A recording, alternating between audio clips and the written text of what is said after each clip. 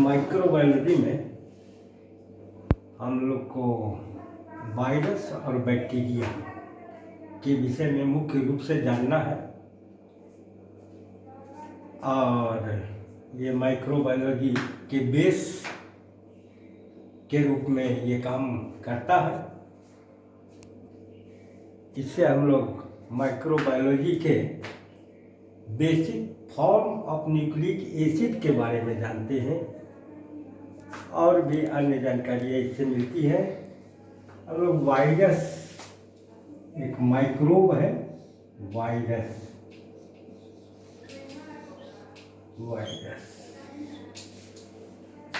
ये बैक्टीरिया से छोटा होता है।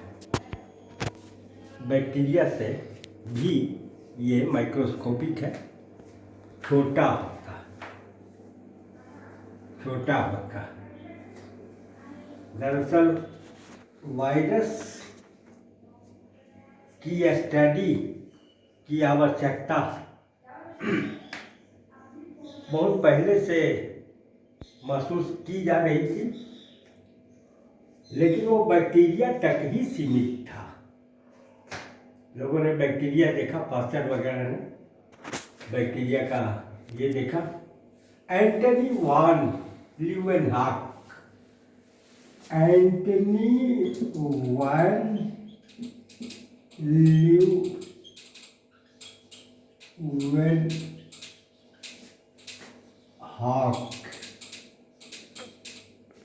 ये 1676 का पीरियड था। इन्होंने एक सिंपल सा माइक्रोस्कोप बनाया, सिंपल सा लेंस कहिए। इन्वेंशन ऑफ माइक्रोस्कोप का श्रेय इन्हीं को जाता। इन्होंने उस माइक्रोस्कोप में बहुत सारे कॉर्क के सेल्स की स्टडी की और चैम्बर नुमा स्ट्रक्चर पाया और प्रत्येक चैम्बर को उन्होंने सेल का इन्होंने ही माइक्रोबियल स्टडी की शुरुआत की और उसी आधार पर आगे चलकर पास्चर ने पास्चराइजेशन प्रोसेस का शुरुआत किया, जिसमें किसी भी चीज को, खासकर लिक्विड को, अगर हम गर्म करते हैं हाई टेम्परेचर पर, तो जो बैक्टीरिया होते हैं उसमें या वायरस होते हैं उसमें खत्म हो जाते हैं, नष्ट हो जाते हैं। उसके बाद उन्हें कूल कर लिया जाता है और कूल करने के बाद वो बैक्टीरिया फ्री हो जाते हैं। इसी क्रिया को कहा जाता है पास्चराइजेशन। ये सब बेसिक थे वायरस के स्टडी के लिए। वायरस को एडॉल्फ मेयर थे, एक डच वैज्ञानिक, 1886। एडॉल्फ मेयर 1886 और एक थे इवानोवस्की।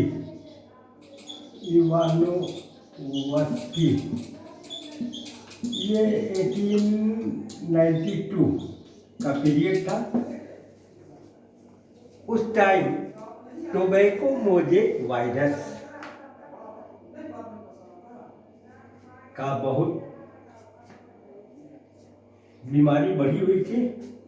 टोबैको नीदरलैंड में बहुत ज़्यादा उपयोग में आज भी लाई जाती है। टोबैको लोग पीते हैं धूम्रपान के रूप में, और वहाँ उस पर स्टडी लोगों ने किया, उसे बीमारी हो गई। उस बीमारी को टोबैको मोजेक डिजीज कहा गया।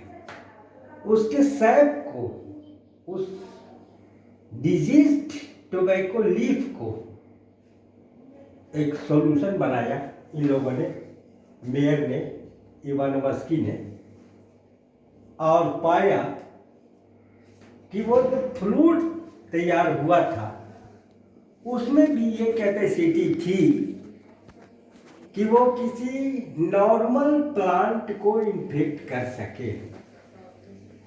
इन लोगों ने उसे समझा कि ये पॉइजनस फ्लूइड है और इसी पॉइजनस फ्लूइड के कारण ये बीमारी टोबैको मुझे हो रही। बाद में बेइजेरिक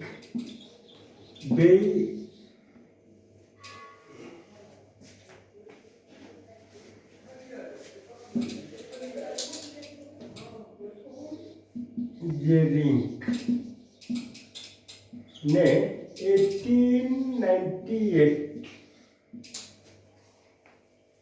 में देखा कि इस फ्लूइड को जब फिल्टर किया उसके बाद भी उस फिल्टर्ड फ्लूइड में इन्फेक्टिव कैपेसिटी थी। उस इन्फेक्टिव कैपेसिटी को ही इन्होंने पॉइजनस फ्लूइड कहा, बेइजेरिक के। बाद में स्टैनले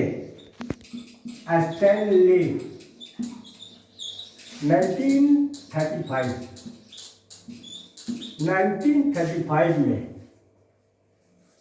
पाया कि इस फ्लूइड को टोबैको मोजेक वायरस से इन्फेक्टेड लीव्स के फ्लूइड को होता ये था कि टीएमवी का जब इन्फेक्शन हो जा रहा था टोबैको मोजेक प्लांट पर, उनके पौधों पर खास करके सबसे पहले अपीयर होता था ये बीमारी, और वो धब्बा धब्बा के रूप में पीला पीला हो जाता था और वहाँ के जो क्लोरोफिलस सेल्स थे उनको डिस्ट्रॉय कर देता था और चकत्ते के रूप में, धब्बे के रूप में उभरता था, जिसको उन लोगों ने टोबैको मोजेक डिजीज कहा।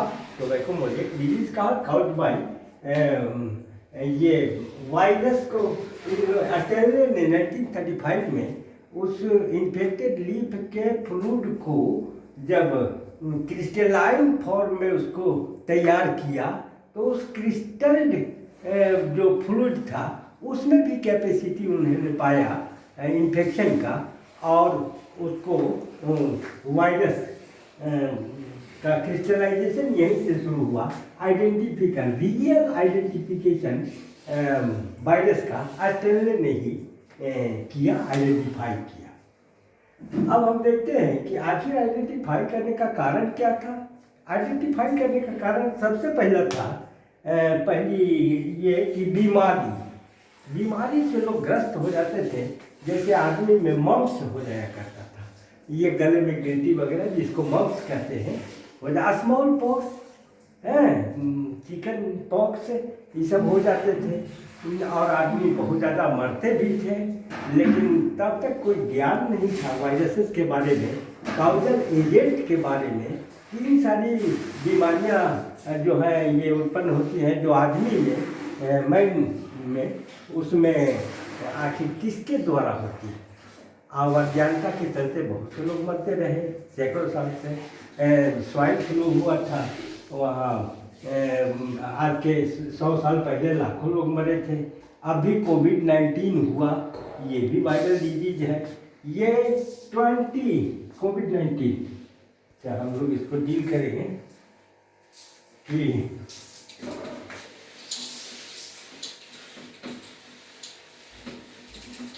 कि वायरस आखिर होता क्या है। लिविंग वर्ल्ड में वायरस का कहाँ पर पोजीशन है। तो हम लोग पाते हैं कि इस पृथ्वी पर वायरस की ओरिजिन करोड़ों साल पहले हुई। करोड़ों साल पहले ही माना गया कि जो मल्टी सेलुलर ऑर्गेनाइजम्स हैं इनके न्यूक्लियर मटेरियल के टुकड़े किसी प्रकार सेल से बाहर आ गए होंगे और उनमें ये इन्फेक्शस क्वालिटी उत्पन्न हो गई, ऐसा माना जाता है। और वो बहुत पहले, करोड़ों साल पहले की बात है। ये बहुत ही सूक्ष्म, अति सूक्ष्म कहा जाए, अल्ट्रा माइक्रोस्कोपिक होते हैं। यानी बैक्टीरिया को पास करने से, जब बैक्टीरियल फ्लूइड को हम लोग फिल्टर करते हैं, इन लोगों ने जब फिल्टर किया बेइजेरिक वगैरह में, तो फिल्टर करने के बाद जिससे बैक्टीरिया छन जाते हैं उससे भी ये पार कर जाता है। इतना माइक्रोस्कोपिक 20 एंगस्ट्रॉम वायरस का साइज है। 20 एंगस्ट्रॉम से लेकर 3000 एंगस्ट्रॉम तक इनके साइज मिलते हैं। 1 एंगस्ट्रॉम के इक्वल टू होता है 1 angstrom is equal to 0.1 nm nanometre. अब समझिए कि कितना माइक्रोस्कोपिक होगा, अल्ट्रा माइक्रोस्कोपिक है वायरस। और 1 nanometre is equal to 1 into 10⁻⁻⁹ metre. जरा सोचिए कितना सूक्ष्म होगा वायरस होता है। HIV आप लोगों ने सुना होगा, HIV virus human immunodeficiency virus, वो जिस पर अटैक कर जाता है आदमी पर, उसके सेल प्लेट्स खत्म होने लगते हैं, लास्ट में WBC RBC का भी फॉर्मेशन चेक कर जाता है और आदमी मर जाता है HIV से। HIV का वायरस का साइज है 100 nm, यही साइज होता है। ये जो अभी चल रहा है कोरोना वायरस, ये कोरोना वायरस का 20 एंगस्ट्रॉम का ये होता है, 20 एंगस्ट्रॉम का। और 1 एंगस्ट्रॉम इसका ये आप समझिए कि कितना। कोरोना वायरस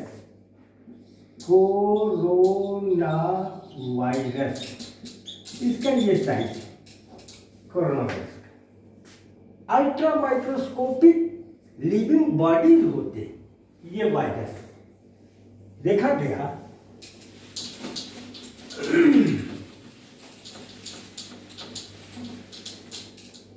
कि वायरस की जब स्टेनले ने क्रिस्टलाइजेशन किया, उसके बाद उसी समय इलेक्ट्रॉन माइक्रोस्कोप का आविष्कार हुआ और इलेक्ट्रॉन माइक्रोस्कोप से इंटरनल स्ट्रक्चर इनका, वायरस का, बैक्टीरिया का, या किसी भी माइक्रोस्कोपिक एनिमल, क्यूल एक वर्ड है अति सूक्ष्म जंतुओं के लिए, उनका इंटरनल स्ट्रक्चर, इंटरनल में किया गया स्टडी इलेक्ट्रॉन माइक्रोस्कोप से बैक्टीरिया का, वायरस का।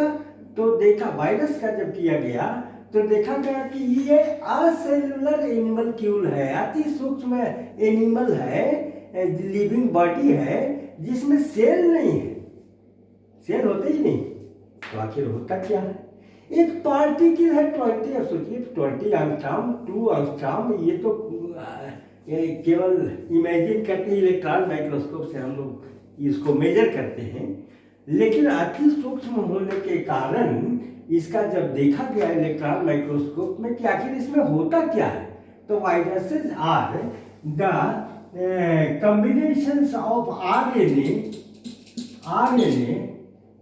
और DNA, RNA और DNA covered by proteins,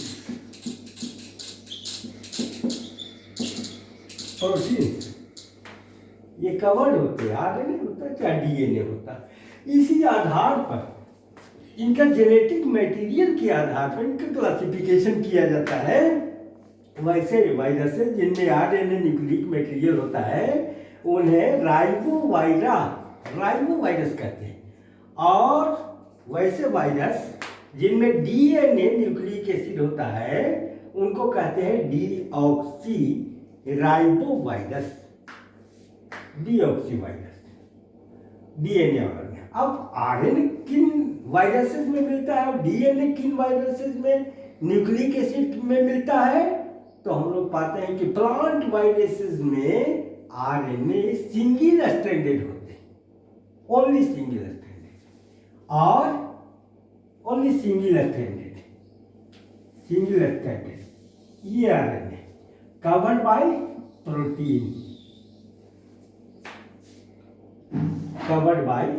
protein, ये प्रोटीन से कवर्ड होते हैं।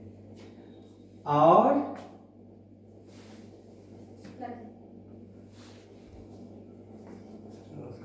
तो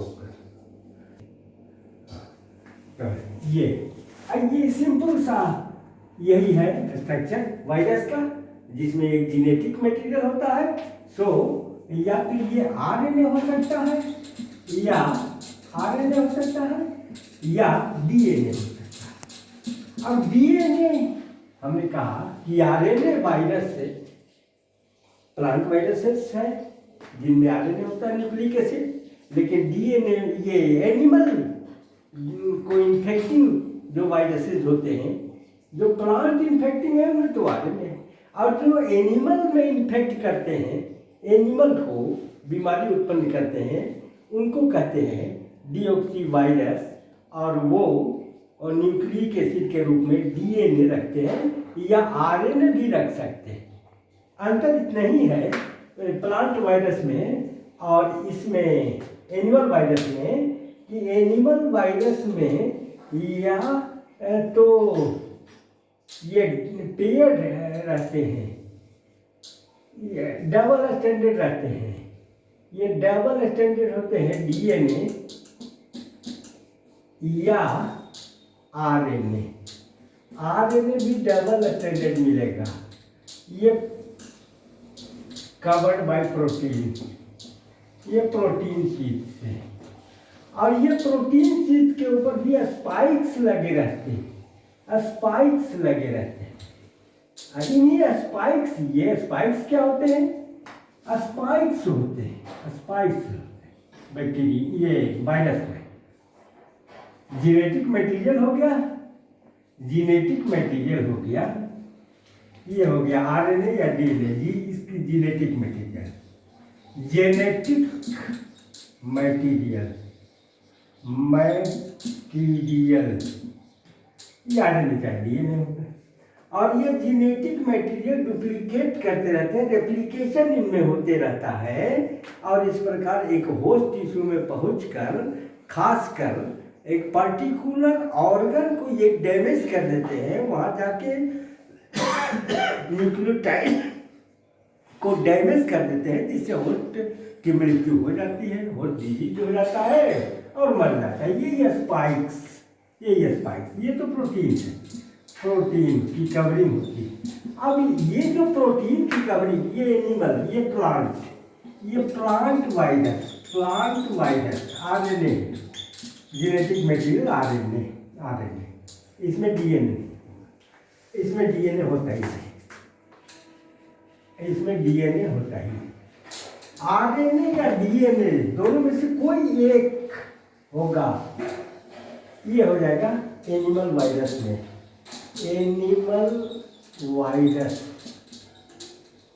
एनिमल वायरस ऐसा मिलेगा। यही तो ग्रुप है, यही इसका क्लासिफिकेशन है वायरस का। ये दो प्रकार के हो सकते हैं, ये on the basis of the presence of nucleic acid ribovirus and deoxyribovirus. In this study, we also study the shape and size of viruses. Shape and size of virus. Shape. Particular virus का particular shape होता है। जैसे हम लोग दो ठो study करेंगे, एक तो करेंगे टोबैको मोज़ेक वायरस की स्टडी, और एक करेंगे बैक्टीरियोफेज वायरस की। बैक्टीरियोफेज आप समझें कि वायरस जो होते हैं वो इतने आक्रामक होते हैं, इतने एग्रेसिव होते हैं कि वो बैक्टीरिया को ही मार देते हैं, इसलिए उनका नाम है बैक्टीरियोफेज वायरस। और एक होता है, हम लोग स्टडी करेंगे tobacco mosaic virus. Tobacco mosaic virus tobacco plant पर करेगा इन्फेक्ट, उसको डैमेज कर देगा, उसका यील्डिंग पत्ती का खत्म कर देगा, उसकी क्वालिटी खत्म हो जाएगी और लॉस होगा, एग्रीकल्चर लॉस होगा टोबैको मोज़ेक से। अब उसको देखेंगे टोबैको मोज़ेक कैसा होता है। टोबैको मोज़ेक को हम लोग देखेंगे तो उसका शेप ये मिलेगा, ये न्यूक्लिक एसिड आरएनए ऐसा बीच में रहता है, और ये बगल से अगल बगल से ये प्रोटीन से घिरा रहता है, प्रोटीन मॉलिक्यूल से ये घिरा रहता है। सॉरी, प्रोटीन मॉलिक्यूल से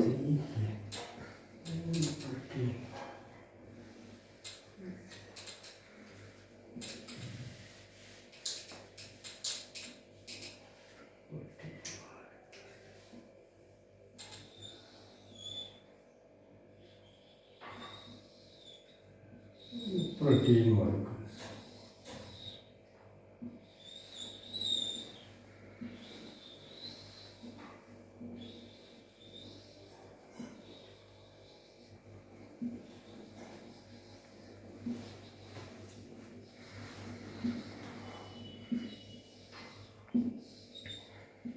प्रोटीन मॉलिक्यूल्स, ये प्रोटीन मॉलिक्यूल्स जो है इनको कहते हैं कैप्सिड, कैप्सिड। और ये है nuclear RNA, RNA, nuclear RNA. और इनके कैप्सिड में बहुत सारे जो यूनिट्स हैं, इन यूनिट्स को कहते हैं, एक यूनिट को कहते हैं कैप्सोमियर, कैप्सोमियर, एक शेप ऐसा मिलेगा। ये है tobacco mosaic virus, TM virus, tobacco mosaic virus ऐसा मिलेगा। उसके बाद हम लोग देखेंगे बैक्टीरियोफेज के बारे में जानेंगे। अगले रिकॉर्डिंग में हम लोग बैक्टीरियोफेज की स्टडी करेंगे और इसका फंक्शनिंग, टोबैको मोज़ेक वायरस के मोड ऑफ फंक्शनिंग के बारे में जानेंगे। वायरस का रिप्रोडक्शन के बारे में देखेंगे थोड़ा सा। हाइब्रिड तो हम लोग जानते हैं कि ये होते हैं viruses are the obligate parasite, intracellular होते हैं पोजीशन में, होस्ट के सेल के अंदर घुस के रहते हैं और वहीं से जिस पार्टिकुलर ऑर्गन को ये डैमेज करते हैं उस टाइप का डिजीज उत्पन्न हो जाता है, आदमी मर जाता है। जैसे कोविड-19 में वो नेजल से गया अंदर और जाके लंग्स को इन्फेक्ट किया, और लंग्स होते हैं नॉर्मली 700 ग्राम के, एक नॉर्मल ह्यूमन के लंग्स का वजन।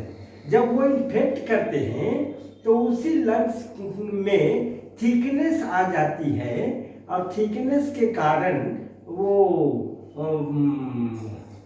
करीब 1700 ग्राम के हो जाते हैं, जिससे आदमी का रेस्पिरेशन रुक जाता है।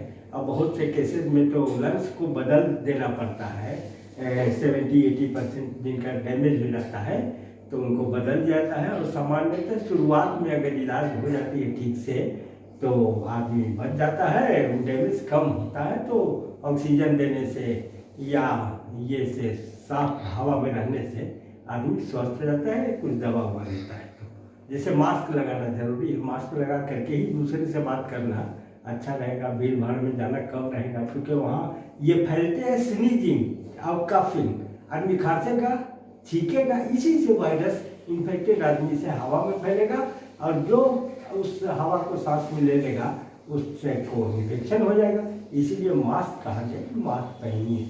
वायरस से तो है ही, ऐसे भी डस्ट पोल्यूशन रोड पर बहुत रहता है, बिना मास्क के रोड पर चलना तो खैर एकदम नहीं चाहिए। ये सेफ वे अच्छा रहेगा स्वस्थ रहने के लिए। फिर अगले बार हम लोग इसका आगे स्ट्रक्चर वायरस का देखेंगे।